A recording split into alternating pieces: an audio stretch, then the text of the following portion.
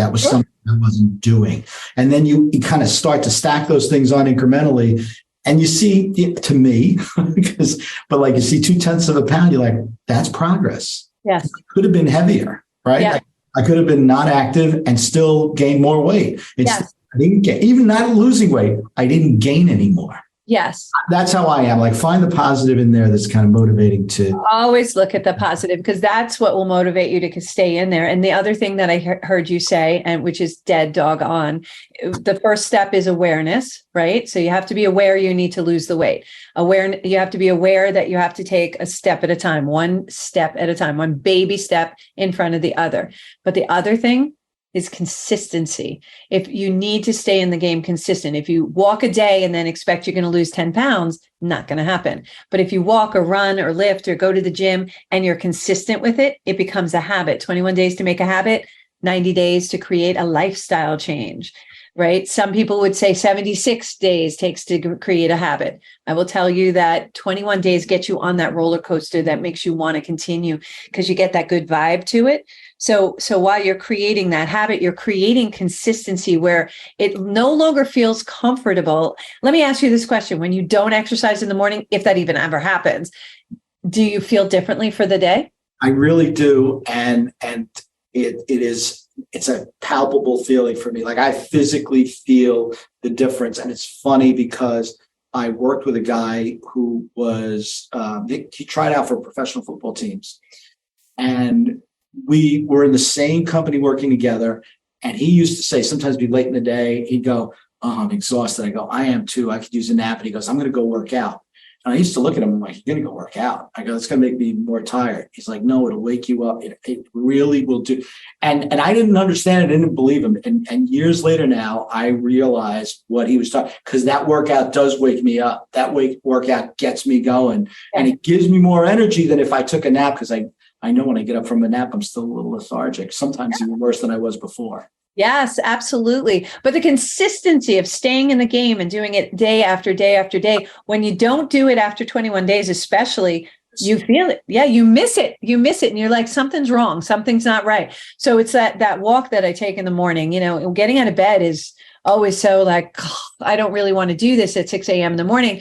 But then once I'm out there, I'm invigorated. And then I'm almost sprinting into my day. No pun intended, but seriously, that's how I feel. I'm just like, I'm energized. I feel good about myself. I accomplished something for me that was important to me, to also keep that consistency up. So when you work out every day, right? Okay. And how long have you been doing that? You started that a long time ago. 17 years ago, literally, no joke. 17 years ago.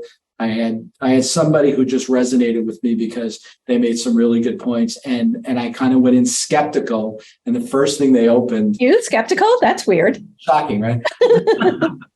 So they interrupted me eating my Drake's cakes, and as I'm listening, they said, "Give me 15 minutes. All I ask is that you listen. If you don't like it, ignore me for the rest of the class." I thought that was very reasonable right up front, and I did. I listened, and it made sense, and that changed my habit. But I want to make a comment because of that. You said, how long am I doing it? 17 years. I'll give you a very recent example. My daughter has been walking over 631 days, and she finally missed a day. She did it every day. If there was a holiday, she got up early before everybody to do it. She went on vacation. She did it before she enjoyed her day on vacation. And she just missed the first day. And she was so upset with herself. And we talked about it, and she said, "You know what?" She said, "I missed it and I was so upset, but now I'm never going to miss it again." And it like almost re-upped her interest and reinforced her commitment to her own health. And I thought that was just wonderful. She didn't look at it as, "Oh my God, I broke it. That's it." It was like, it happened, but I'm never going to do it again. Yeah. She didn't like the way it felt. She was so successful. She broke her own, her own rhythm. Yes. And she got back in the game. And that's really important. Even if we do break it, if we do have a miss, if things happen, life happens. And she had been so consistent for so long. But by getting back into the game, she's reaffirming, like you said, her commitment to herself. And isn't everything that we do, setting goals, doing affirmations, isn't that all about to ourselves? It really isn't anything about anybody outside. It's to ourselves, for ourselves.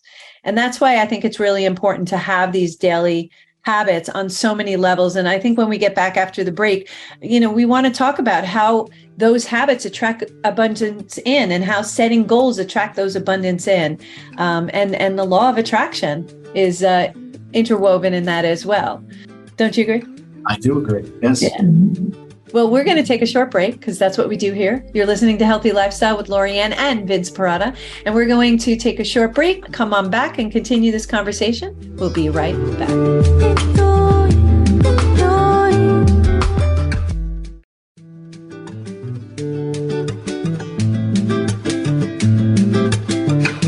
Welcome back to Healthy Lifestyle with Lorianne. I am Lorianne Casdia, and we're here with Vince Perrotta.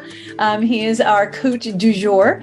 And if you would like to be a guest or lift up your business or products or not-for-profit, or if you have a question or comment, we would love to hear from you. Email us at healthylifestylewithla@gmail.com. That's healthylifestylewithla@gmail.com. So, I'm a business coach and a strategist, empowering, educating, and igniting people to take action with jet propulsion and, of course, monetize their message. So I've developed a proven 3-step system that will provide a strategy, make it easy for visionary entrepreneurs like yourself to take action. So I want you to take a moment. If you are interested, feel free to reach out to us at ldcstrategies.com, or you can call us at 516-983-3591. So I want to welcome us back. Vince, we were talking about daily habits. Where do you want to go from here? I think that daily habit's going to come out of the power of positive thinking, right?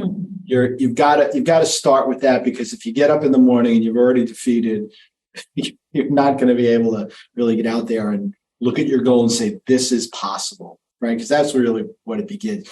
So, but that's really hard, right? It's not easy to be positive. So what kinds of things do we have, or how can we help ourselves to get a positive mindset, to get on a good track so that we can start that day in a good way? Well, again, if we start with gratitude, so it's scientifically proven you cannot be in the cranky emotions if you're in gratitude. It's not possible. I challenge anybody to try it. Try to be cranky and have gratitude at the same time. You can't do it. It's contrary. You can't. It doesn't happen. Although you're cranky sometimes, but I'm positive that you're cranky. I'm cranky. So I don't know if that works. It was right there. That was very good. That's the power of positive cranking, because you heard me. I'm positive I'm cranky, but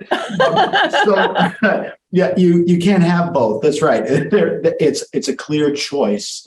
And I guess that's what I'm leaning toward, because talk about, why is it a clear choice? What's so critical about that? Important word that you use. It's a choice, underline circle star. We can choose how we feel at any moment in the day. So if we're having a bad day, we can stop that day, take a deep breath, count to 10, do ho'oponopono, whatever it takes, and pivot that day and say, okay, now I'm going to have a positive attitude. So we have the choice to change that. And how you can easily do that on the fly, Vince, is writing a gratitude journal, or just saying or thinking things you're grateful for. I'm grateful for my car. I'm grateful for my puppy. I'm grateful for my son. I'm grateful for, whatever. I'm grateful for this chocolate chip cookie I shouldn't be eating. Whatever it is that you're grateful for, and enjoying it, finding the joy in the day will automatically switch you to a better mindset. Here's the really cool thing. When we go to sleep at night, we shut our system off. We shut our mind off. If we work from our heart when we wake up in that gratitude, that just positive attitude, you will find that you will have an unbelievably good day. If you're having a bad day, that nap that you were talking about, you can either take the nap or do a meditation, or just do deep breathing. Pranayama is a deep breathing where you breathe in through your nose at a count of 6. You hold that breath for the count of 4, and then you exhale it through your mouth for a count of 8. If you do that 5 times, one after the other. you will find you will shift. You will find a shift in your whole energy. You will calm and relax your body by just doing that. By the time of count of 10, you will definitely feel a difference. But usually by 5, you feel a difference. You should try it at lights because I know you do that yelly thing. No, I'm kidding. I was just thinking, I don't think I can hold my breath that long. So count of you could however much. Just hold it for as long as you can. I was with you for 5, but 10 was like, Did I say count of 10? You said that, yeah, by the count of 10. And I went, count of 10. By the count of 10, I'm like, oh, no, count of 10 times doing it. So you're going to breathe in for 6, hold it for 4, exhale for 8. You can breathe in for 6, hold for 6, and exhale for 6 if you want, whatever it is, but there needs to be a rhythm. And it's always better to exhale a little longer than our inhale is. And we want to inhale through our nose and exhale out of our mouths. The holding part just gives us a moment to rest. It's a pause. And also while you're doing the counting, believe it or not, it's distracting your brain from all the things that are aggravating you. So you know how your mom used to tell you count to 10, just calm down, count to 10. That's actually what the process was, is through the process of counting to 10, we're trying to get off of subject. By the time you get to the number 10, you should be off of subject. With this breathing, if you do this cycle 10 times, not holding your breath for 10, because I can't even do that. If you do it 10 times, by the time you get to 5 to 7, you're usually calm. Your system is relaxing and rested. You're actually putting yourself in a resting state. By 10, you should be good. You can move on, or at least you have a different vision. Doesn't mean the thing that aggravated you goes away. Doesn't mean you're going to forget it. It just means that you're going to put yourself in a more manageable situation where you may have a better reaction. So I call it, controlling your R's. In the equation of where we're taking responsibility for ourselves, E plus R equals O, event plus your response, that's your PowerPoint, is your response equals the outcome. If you could work on your R's and change your response to being better responses, your outcome, you're going to see that you can actually get better outcomes. But if we blow up and then we settle down and we have the outcome, we already have that negative outcome from the blowing up. Now we feel badly that we blew up. We might have said something we didn't mean. So that response is important to that whole process. And that goes back to what you were saying. Yeah, and it's actually, I'm not a runner. I want to disclose that to everybody, but my friends that are runners tell me that one of the things they do is they do focus on breathing through your nose and out through your mouth, that it actually helps them as runners to control and drive, continue to push themselves further and further. So that breathing, helps mentally and it helps physically in terms of training. So there's definitely a relationship there. Yeah. So I'm sure when you're weightlifting too, you're breathing in and you're counting while you're lifting that weight and you're counting. The counting is actually a distraction for your brain to do that. I don't know what I'm doing, drop that thing. So it really calms and soothes it. What'd you say? I don't know why I'm doing it. Yeah, exactly. So that counting is an important process. It's like why I do Kundalini meditative yoga, is because I need to distract this carnival that I have in my head. So through the actions, the motions, the yoga movements or the hand movements and the chanting, it distracts me so that I focus on either the breathing, the chanting, or the motion. And while I'm focused on that, I'm not thinking about other things. And that's how we clear our brain. That's why workaholics, you need to take a break. That's why we are insistent that people stop for a little bit, take that lunch break. Even if you don't eat, go take a walk, but step away from your office, step away from the desk, or step away from the conflict that you're not sure how to handle. Step away from it, think about something else, and then come back. So you play golf, right? So stepping away and playing a round of golf and then coming back during golf, some of those answers come to you. Did you ever find that?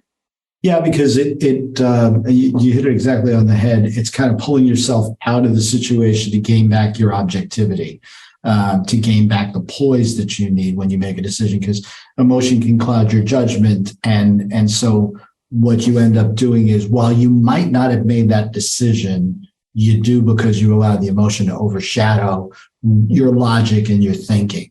It's funny, different, but I think related. I've suggested to folks sometimes you have an emotional experience and you're all set to respond in an email. Okay, so you feel like you got to get it out. Well, I encourage them to write. write the email, but address it either to yourself or don't address it at all, and just fire off whatever you want, but then close it and put it away and read it tomorrow.